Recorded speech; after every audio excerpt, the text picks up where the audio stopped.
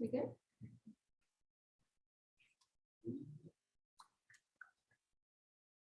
We should be good to go if you want to just wait a minute or two. Sure. Just for any stragglers coming in at the last second, we've had a couple now within the last 30 seconds or so. So we'll give them until 9:45. Absolutely.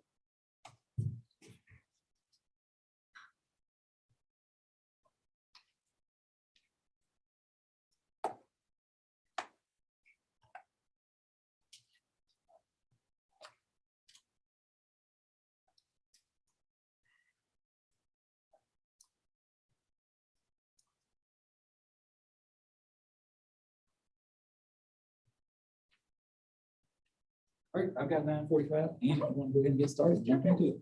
Well, hello, everybody out there, and hello, you guys here. Thank you for taking the time to come to this session, first session of the VISNI conference this year. I know that I was up at 4 o'clock this morning getting ready and driving all the way out here. So thank you guys for either being here early or getting up early with me to make your way down here, or getting up early to join us virtually. So my name is Ann Nash. I'm an innovative learning coach in Henrico County, Virginia. And an innovative learning coach really is the same thing as an ITRT. We just try to put a more emphasis on coaching teachers and really diving into that coaching relationship and moving away from the emphasis on technology and training, even though it is still part of my role. Let's see what happens. I am connecting. Did I drop out of Zoom? You might have. I do not see the Zoom right now.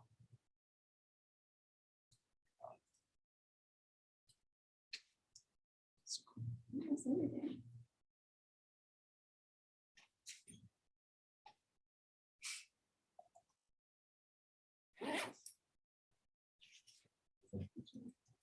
Yeah, that's my Zoom.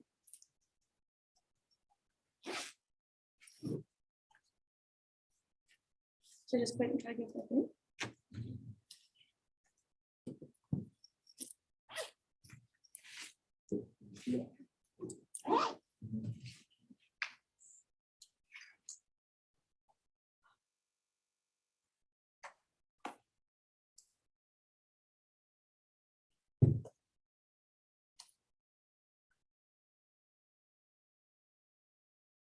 So it wasn't as smooth sailing as you thought, I thought it was gonna be. Once everybody connects, we all enjoy a good VISTI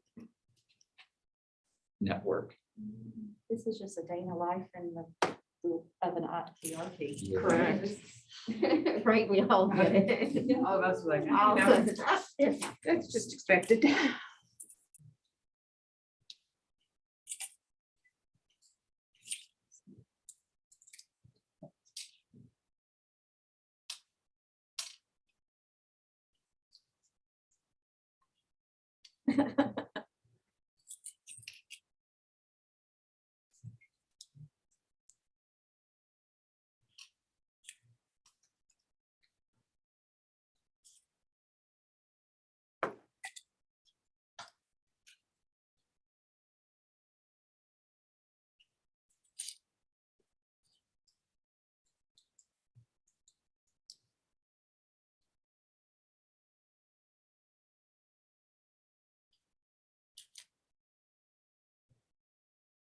I was, no, I didn't see it in there.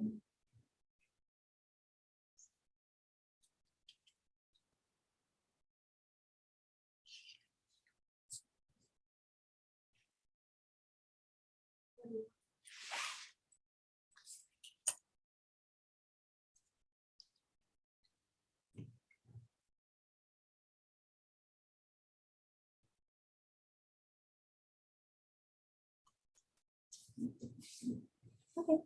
Do you want to tell them that we're having technical difficulties? Yeah, guys, if you're joining us virtually, we have some network issues right now that we're going to try to jump on it ASAP.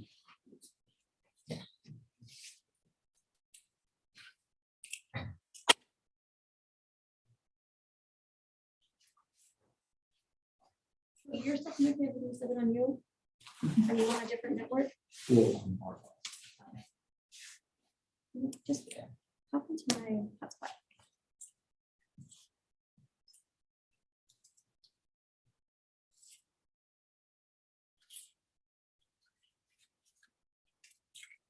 If you want to do that, you can. I'm gonna look up the network as well.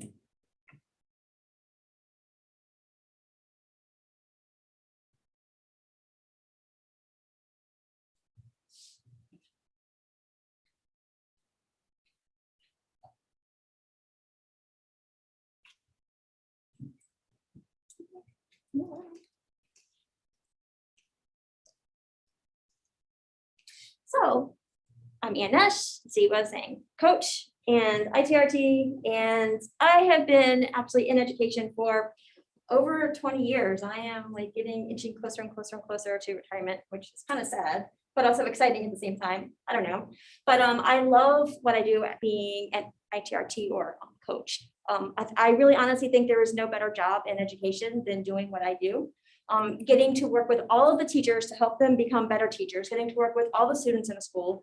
It really is nice to be able to see the impact of what you do, and have the students come back and just be so excited to have done a lesson with you, or, having the teachers just tell you how great something went, or even if something failed, but still being willing to try something new with you again. So I really love what I do. And what I'm going to be sharing with you today is just some of the ways that I invited the teachers to take risks to be successful in their virtual classroom, and some of the practices that I've continued to implement now that we have returned to our face-to-face instruction.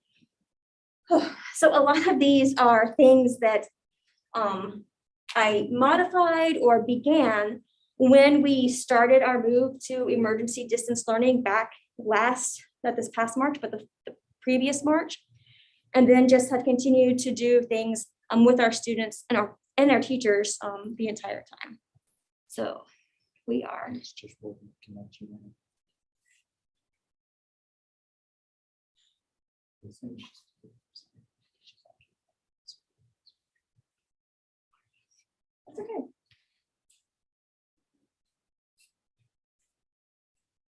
Be good. Let's see. And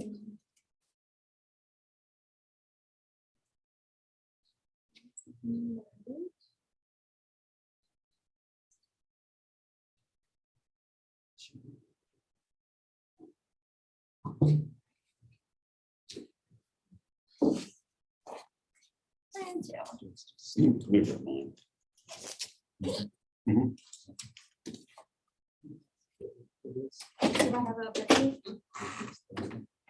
I do.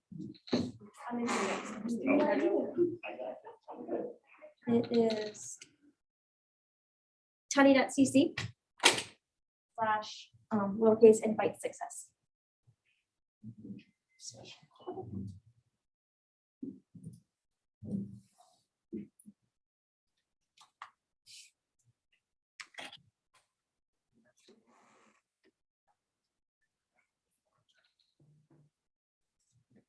Tiny.cc / invite success.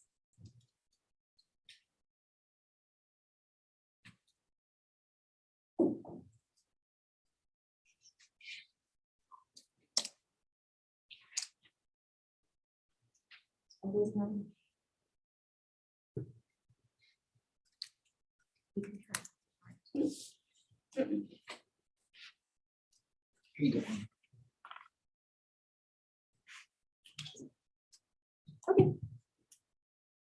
Okay. So. Okay. There we go. Okay. So these are a couple of teachers who I have worked with.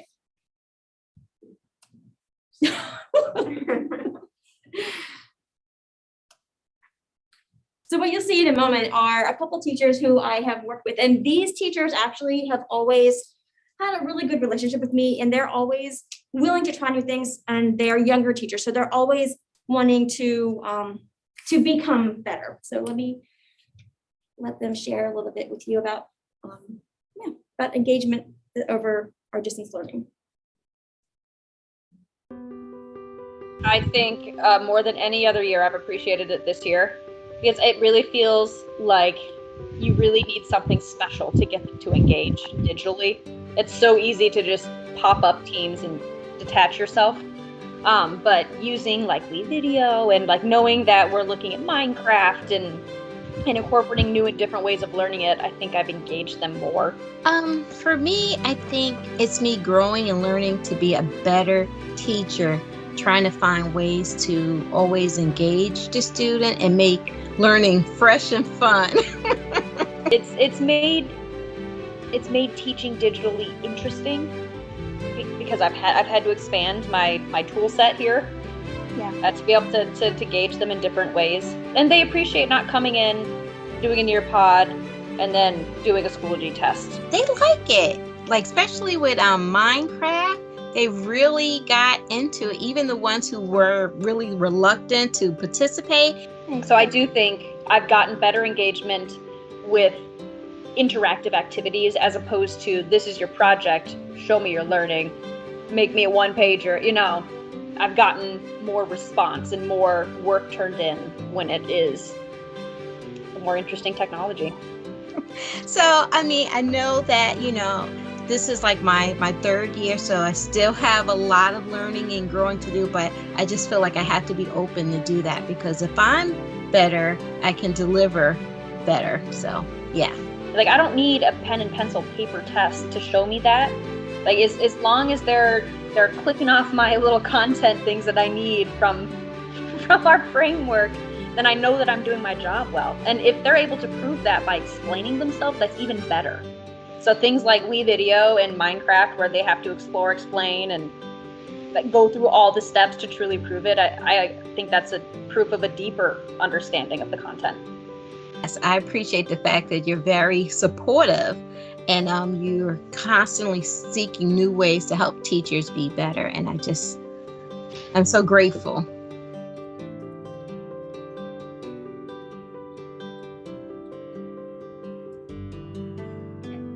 So these two teachers really have my heart.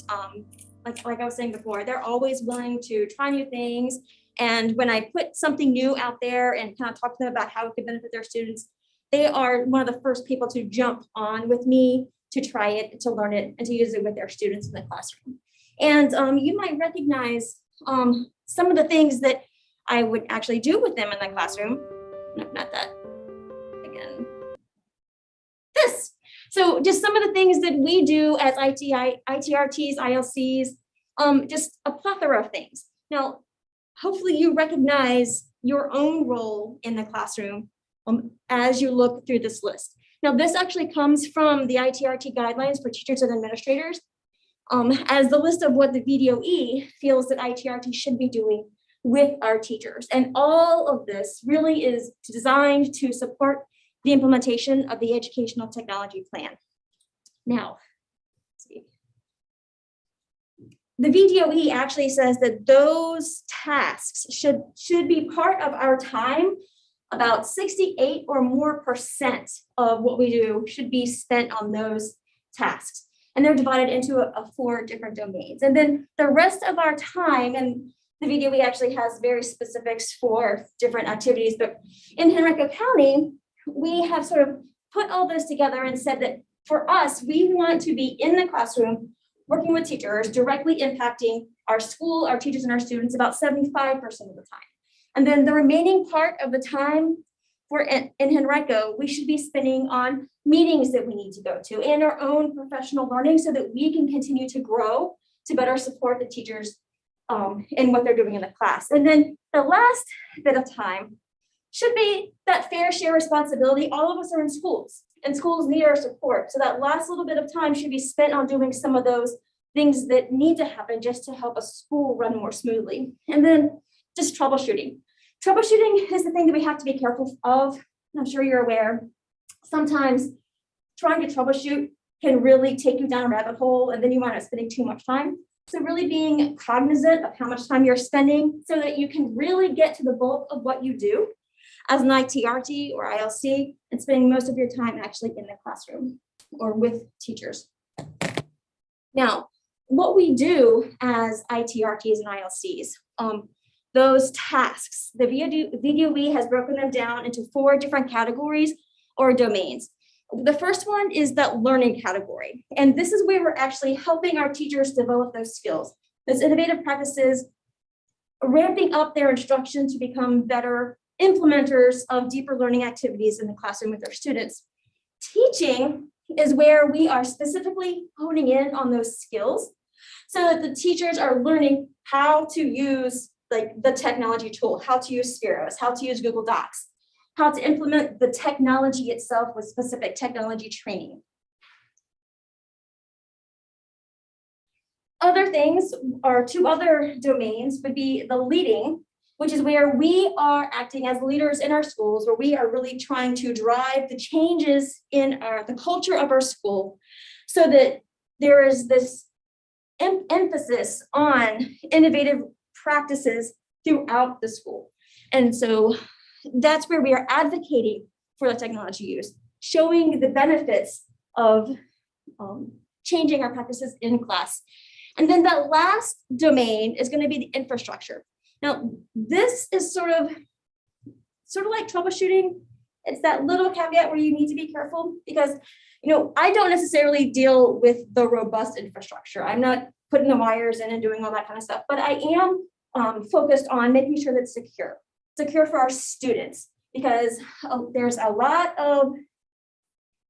lot of resources available that aren't necessarily always the best for our students to use. And teachers often will just jump on something that is new and exciting and engaging because the kids are excited by it, but that doesn't always mean that it's something that we should do. And so my role is also to keep track of that and make sure that whatever I am helping my teachers with does still keep our students safe. So I'm going to start by looking at the learning. So remember, this is all about how I invited my staff to take risks and be successful since we moved to digital learning. So one thing that is really important is that we are always modeling effective instructional practices for our teachers, especially when we're using technology. So whenever I would start with a meeting, you always want to do a check-in with your staff to build those relationships. Just like you want our teachers to build relationships with the students, having something quick and easy like an emoji check-in is going to be simple, especially when we were virtual. But this is still something that we can do even in face-to-face. We all have our presentations that we share. And so it's really easy just to drag that emoji up and then kind of do a quick round robin. Anyone who wants to share, well, how are you feeling? Why did you pick your specific emoji? Now, any of the resources that I have developed, I have also shared with you in my presentation. So if you did not see at the very beginning on the slide, the tiny.cc, if you would like to grab a copy of this to use the active hyperlinks, it's tiny.cc/invite success, all lowercase. This is also shared in my presentation description. There's a link with a PDF. And that link is on the very first slide. Okay. So if you wanted to get a copy of the template, if you click on actually that emoji graphic, it will take you to a template you can use. Okay. So continuing to model effective instructional strategies. So another great instructional strategy is being able to give students voice and choice. So whenever I was working with teachers, especially in like professional development opportunities, I would try to give them as much voice and choice as possible. This particular example comes from a discussion board where we met together as a group and each teacher kind of chose a different article. They read it and then we came together and they shared their 3, 2, 1 just to share out in a whole group as part of a lunchtime conversation. On the right, yes. You can see an example of where I was modeling how an asynchronous day might go for our students. So just trying to always show, setting up an agenda so they know what to expect, and then walking through the material step by step so that teachers and students know what to expect as the day progresses.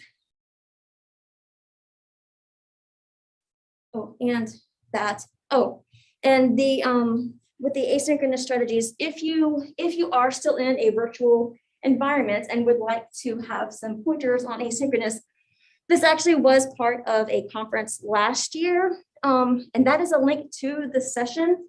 However, you may need to enroll in the virtual Virginia to then enroll in the previous blended learning conference to get access to that. But there's also tons of materials in there in the blended learning conference from last year as well.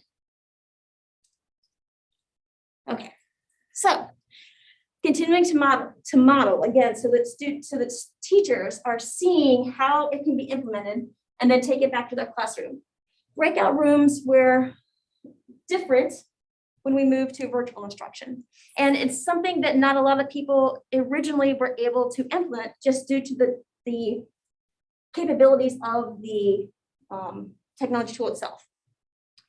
This modeling, this was my first attempt at a digital breakout room with a large group of teachers. And again, trying to model different ways to implement this strategy. So for each group of teachers, they had a different resource. And then when they went to their breakout room, they discussed that resource, and then we came back to the main room to have a share out from that group. Again, trying to model different ways to use the technology in the classroom. And then what happens is when this one was actually interesting because they saw that there were some struggles with my first attempt. Just like with teachers, the first attempt isn't always the most successful one. This morning, we came in early. I was here probably 45 minutes early and everything was perfect. And then once we get started, things change. So for the teachers, seeing me even struggle with the first time, but being successful in the end and having a good ending result really helps the teachers to see that it doesn't have to be perfect the first time, and that patience and asking for help and asking for patience helps to move the lesson along, and then it becomes an experience that you can learn from to keep moving forward in the future. Again, this was like a gallery walk. So it's similar to the breakout rooms. And actually, we did use breakout rooms for this as well. But in this case, all the teachers got the same article to read. And then when they went into their separate groups using a Google slide presentation, the different groups would talk specifically about that topic and add their thoughts as they went. And then I would announce through the breakout channels when it was time to move the discussion to the next slide. So then they would go to the next slide. They might see what previous people had written, add comments, add more thoughts. So this was more like a gallery walk type of experience using the breakout rooms.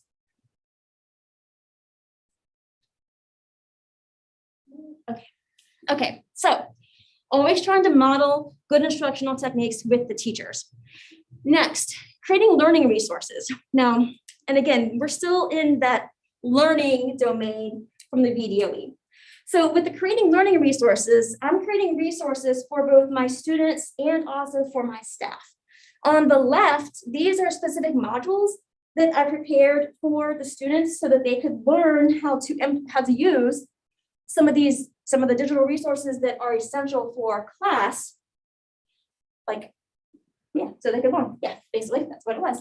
And a lot of these topics are beginning of the year essentials. So, learning how to digitally prepare, be organized, learning how to use our LMS, learning the snip and sketch tool, just some of those little things that you just make an assumption that students know how to do and use.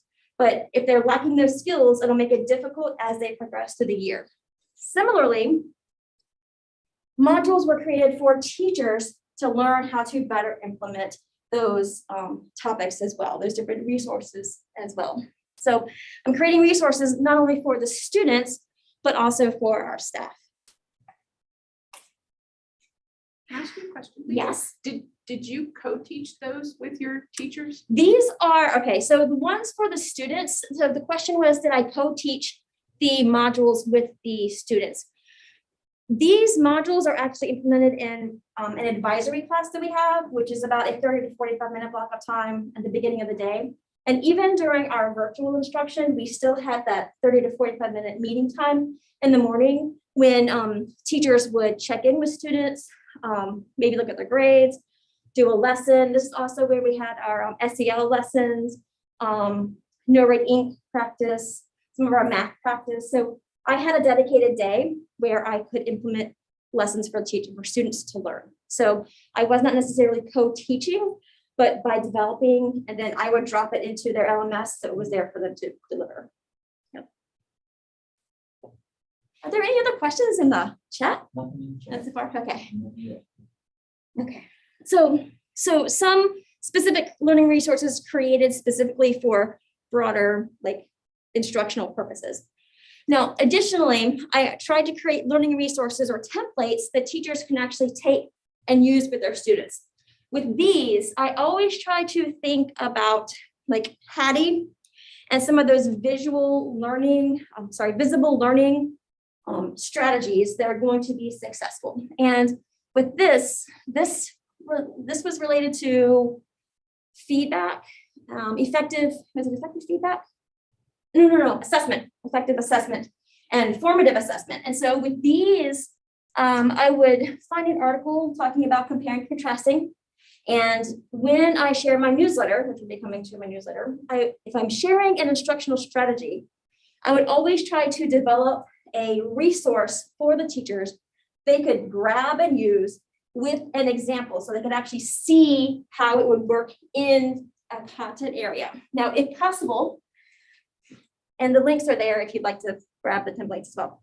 With the one-page templates, I would try to do as many different examples as possible to hit as many different content areas as possible.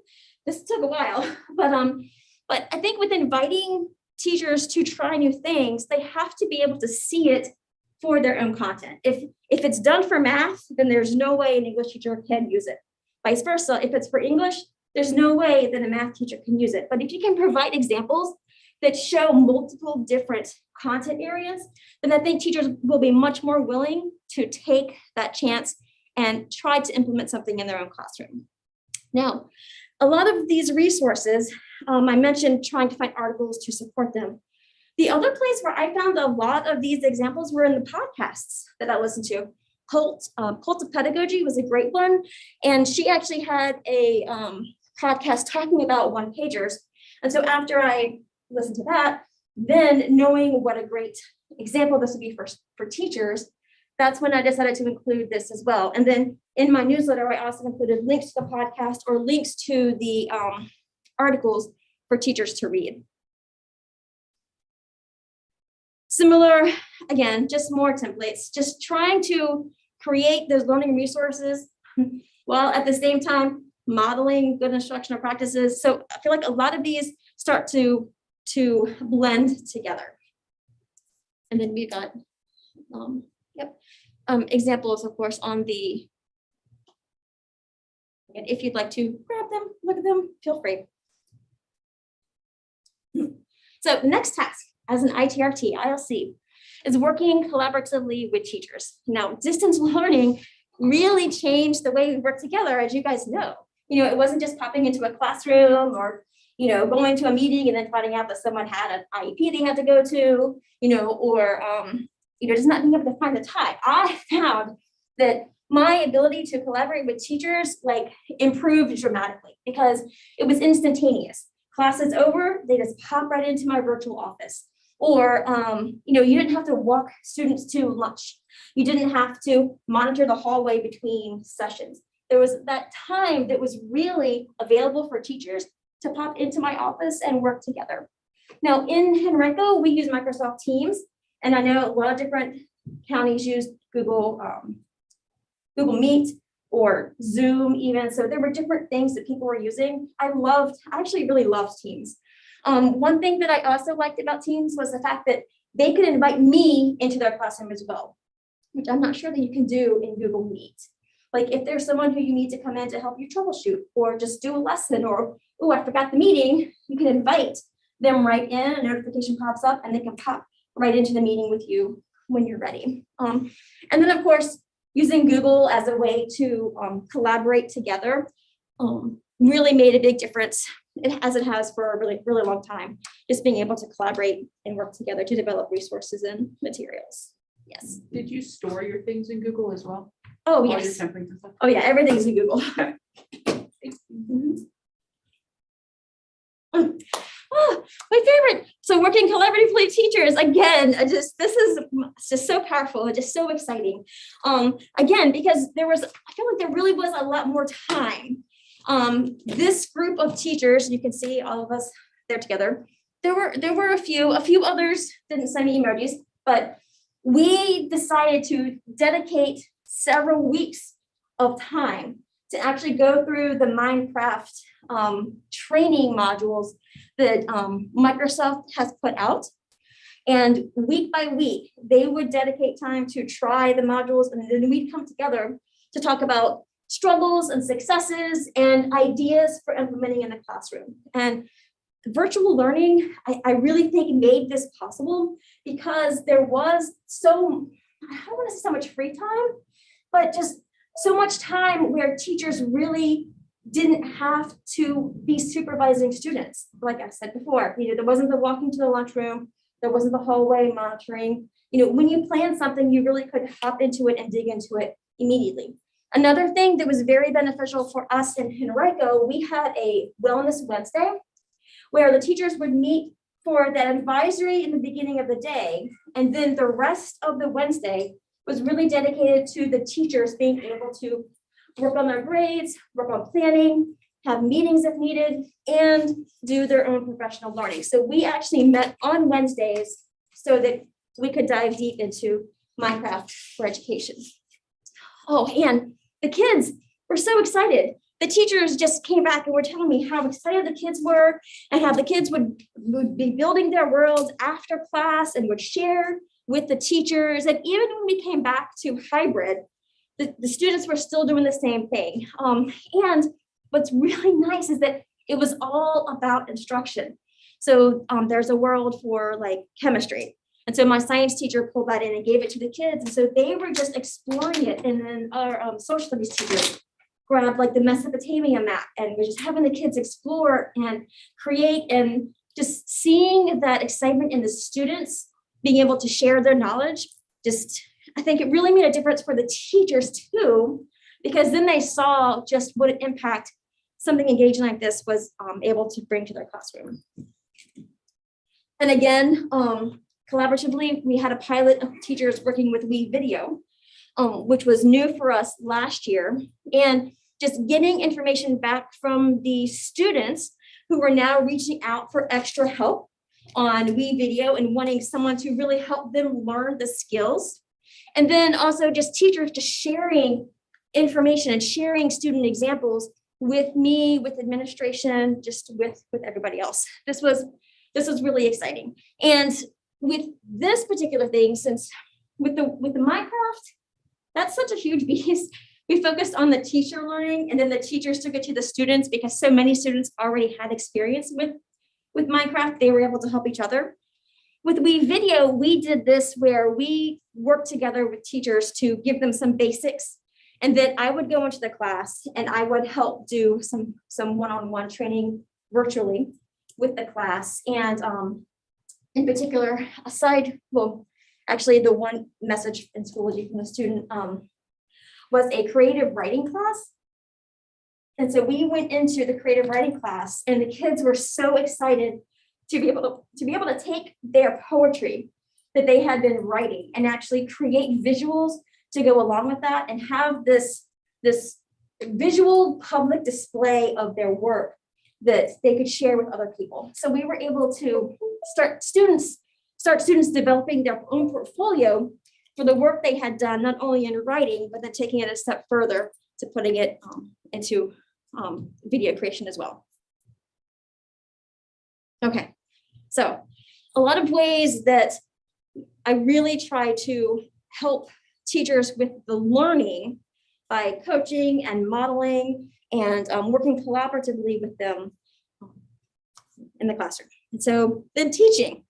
So this would be specific technology training. So another thing that I did, well, at the beginning of the year, and this would have been not the March, so it would have been 2020. So last school year, our school really wanted to start out on the right path. And we really felt that it was going to be a good idea for our school community if we had some consistency across our LMS. Up to this time, it had been not really, I don't even know the right word. It had just been sort of really up to teacher discretion about how you do it. And so the way one teacher organized their class was completely different from another teacher, completely different from another teacher, and so on and so on. But being virtual, we knew that there would be some benefit to having a consistent look to all of our classes. And you can see this impacts not only the students, but department chairs who are trying to observe classrooms, coaches who are going in to try to work, students who are trying to access the information, having a consistent method to do that, as well as administrators, aides, substitutes who maybe have never even stepped into your building before at all. So having that consistent look really made a difference. And so we started the beginning of the year with specific training on how to meet the expectation for how the LMS was going to look. Starting at the top with an example of, you've got your banner at the top that's always going to be there with the important links, the norms for the classroom, any essential information, as well as the specific organizational structure for the folders, grouping them by marking period, by week, by day, so that when students miss a day, they know exactly what folder to go into to find their work. And even having the tiles for the classes to make it easy, not only for the students to know which class is yours, which block, but also for you as a teacher to be able to tell which class you need to click into for which block when you're teaching. So starting with very specific technology training to help them start the year off well as supporting our students as they move forward. And then this was also, again, just ways to invite the teachers in so that they can learn, see some areas where they can take risks that will help them be successful. I don't know why I didn't do something like this sooner.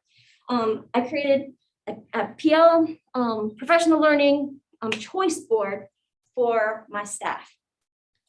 Every month in Henrico County, we have the Henrico Learner Profile, which basically are the skills and attributes that our students need to have to be life ready by the time they graduate from high school. Very similar to, or it is basically based off of the VDOE Life Ready Learner Profile of a Virginia graduate. So beginning in November, so it took me a little bit of time to get this set up, but every month I would focus on a different one of our HLP skills and attributes. And I would provide a list of articles, and this goes back to that beginning, the discussion board that we have. So I provide the list of articles related to that specific skill and attribute.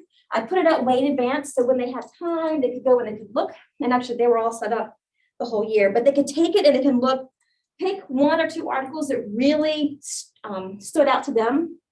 And then we'd come together for 30 minutes, just a real quick get together, share out what you gained from that article with the group, and then talk about ways that we could actually implement that skill and attribute to develop that life ready skill in our students.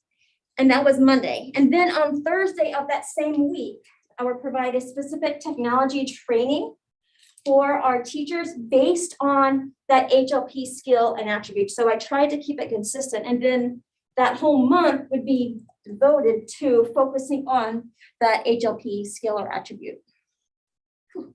Okay, and then of course, getting PD points for all of it along the way. So providing that specific technology training to teachers really helped them see what they could do. Now, some of the things up there this year or last year are not things that I would necessarily train on again this year, just because there has been a re-emphasis for us on that infrastructure aspect and the staging for students. And so there are some changes that I would make, just knowing what I know now, but the teachers really enjoyed being able to see direct connections to their instruction using those articles, and then to a technology tool that they could learn and take back to their classroom immediately to help students build that skills in the classroom. Yes. How did you track the professional development points? So actually on the PL choice board, those are actually hyperlinks. So those buttons actually will take you to a Google Sheet where you submit, well, I take attendance when they're there, like with me. So I took attendance for them being there. But if they were going to get, if they're going to get additional points, so anyone who attended training, I would just check they were there. If they attended late, like the discussion board that was there, the only way that they could get a point for doing that is if they filled out the form with a reflection and an artifact showing that they implemented something. Does that make sense? I'm just trying to wrap my head around the paperwork, if you will, the clerical work behind doing that. I'm just trying to, So- from your perspective. From my perspective, so it's always a lot of setup in the beginning, but not so much as you go through. Like my form has all the students' names, teachers' names pre-populated, so they pick their name. And so that makes it easy for sorting points. And then I have like a list of like, what are you trying to submit points for? And then, so I try to make everything as consistent as possible so that it's easier for me to sort and count.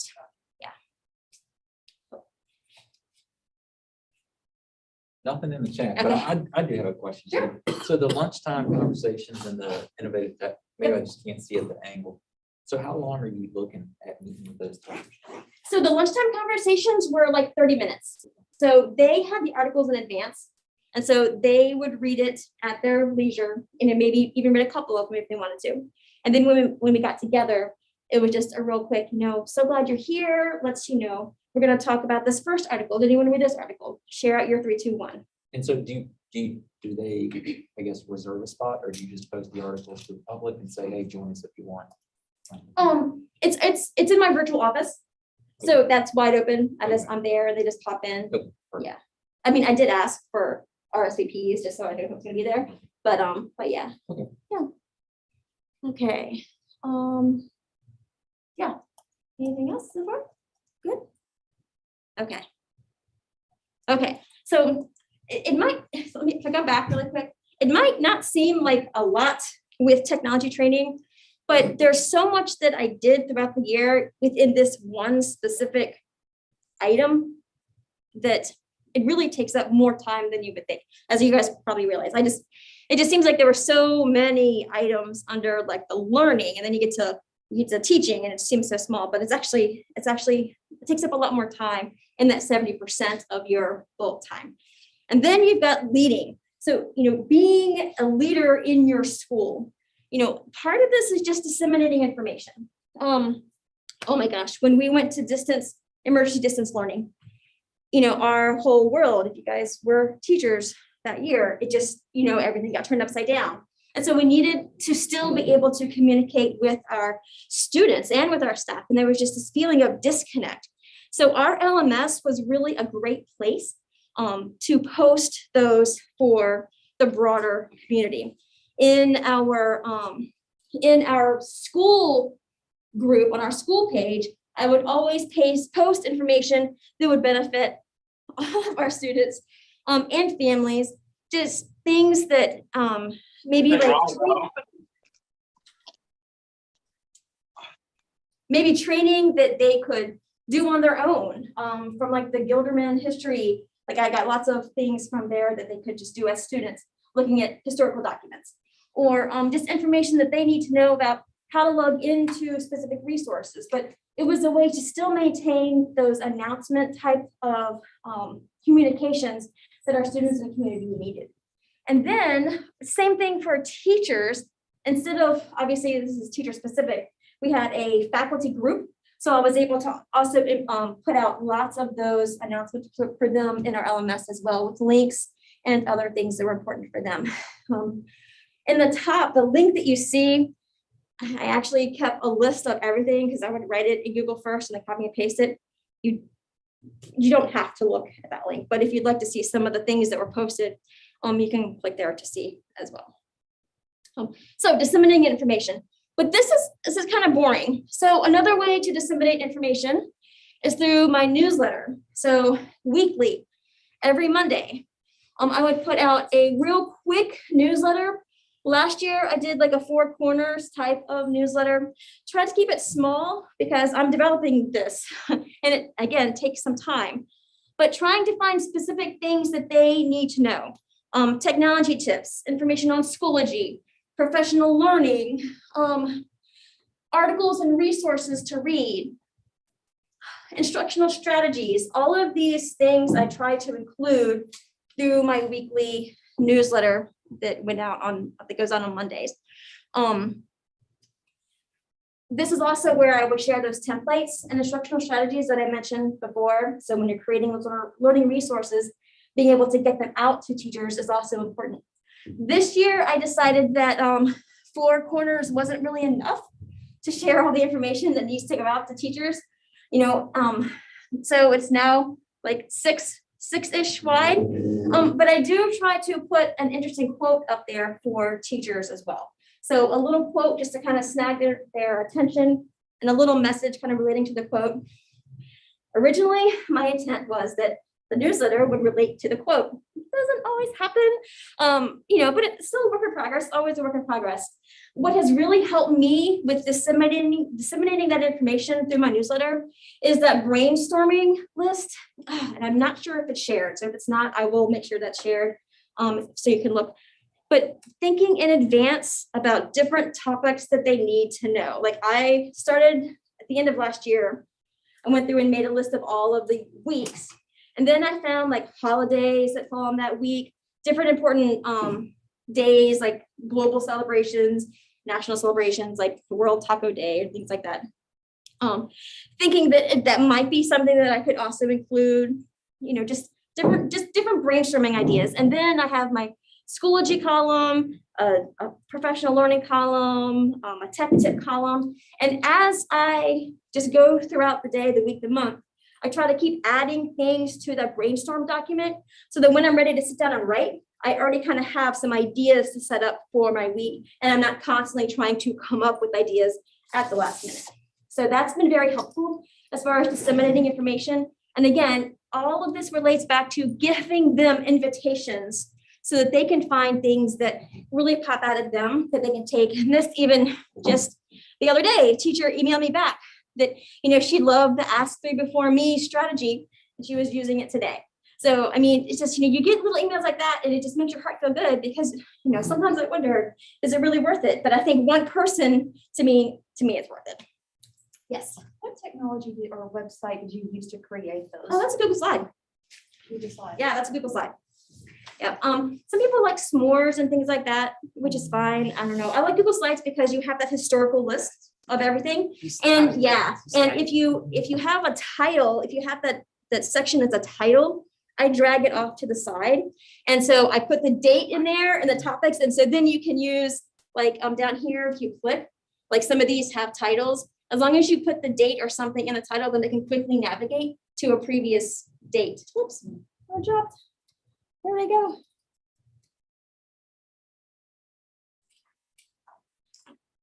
Here I am. Okay. Yeah, so that makes it really nice. Okay, I still have a few minutes left, right? Okay. Oh, yes. Okay, and common problems. How many of you guys had problems with virtual learning? So I found that I was getting the same question over and over and over again. So I worked on this common problems spreadsheet and I went back and that header that all of our teachers had at the top of their Schoology classroom, I linked this into that header for all teachers and students so that if they were having some problems, they could go to this document, kind of like help themselves, and find the different problems they might be having. Not everybody looks at that. But this was also helpful for me because if someone says, my instructional assistant can't see the Google assignments, I can just go here really quick, take a screen snipping and send it to them too. So having these directions was great for when teachers can look for it themselves, but also good for me, just having a place to quickly grab a solution and send it to them. And then, okay, so assist with content creation and development. This was something that I did sort of towards the end, just in my role as an innovative learning coach, ITRT, always being able to develop high quality resources that can then be shared with teachers locally and, statewide and globally. I participated in a group in Henrico who was developing resources for Go Open Virginia and just always thinking about ways to create content that will be good to share it with teachers and then making sure that people are aware of all the resources that are out there. And that link will take you to Go Open Virginia. And I encourage you to explore the resources that are available there and share them with your teachers as well. And then of course, advocating for technology. One thing that I always find is that teachers always want to know what technology to use, but they need to know the right types of tools. These were all approved instructional tools. We use a Clever login in Henrico. And so we have a menu that has been vetted and approved by Henrico County for our teachers to use. And so I would always try to make sure that anything that I was sharing with them or advocating that they use was already on that approved list that they would have access to use with their students. And then lastly, our infrastructure. And I mentioned before, like, I don't really have control over the bandwidth and things like that. But what we can do is make sure that whatever students are using is secure for them to use. So part of our task as being an innovative learning coach or an ITRT in the classroom under that infrastructure domain is researching the use of newer technologies in instruction. In the past few years, for my school, we've really looked at, Minecraft and video and, Teams and using breakout rooms. This year, we actually have really been lucky. I guess we've been able to benefit from a huge influx from our county to purchase panels. And you'll probably see them in the exhibit hall with Clinton Learning and Promethean tomorrow. But depending on the school, every school got like about 22 plus panels to use in the classroom. So for me, being able to take a deep dive into these resources and technology tools so that I can better support my teachers using them in the classroom. And this also, and again, it's step blending, this is part of that 75% of time that you spend supporting that technology plan, the educational technology plan. But this is also part of that 15% of personal professional development. Because if I'm not taking time to really dive into knowing how to use these resources, then I'm not able to support my teachers as well as I should in the classroom for them to then support their students. And then, of course, this is our clever menu for this year. And so whenever I'm talking with teachers and they're asking for specifics, I'm always going to be looking at what is county approved. And if there is something that's not on the list, then going through the proper channels to make suggestions on opportunities for, adding to the menu for later on. Okay.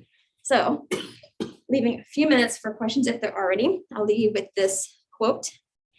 There are no secrets to success. It's a result of preparation, hard work, and learning from failure, which I really think kind of summarizes our role as the ITRT and innovative learning coach.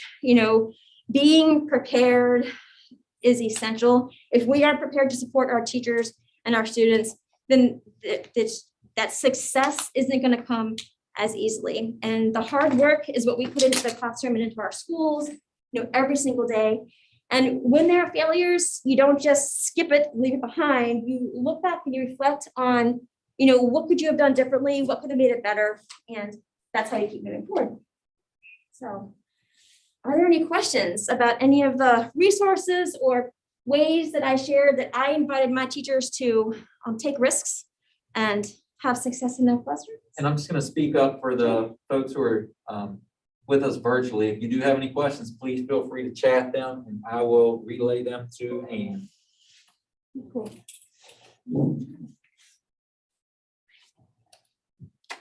But if there are no questions from the in-person people. Yeah. you'll Thank you, guys. figure it out. I appreciate you coming this early in the morning. I guess it's not that early anymore, but I appreciate you being here this morning. First session of the day. And, You all are the first in-person / virtual session. So you got to experience that firsthand at the beginning. We appreciate y'all's patience. Thank you. Thank you all.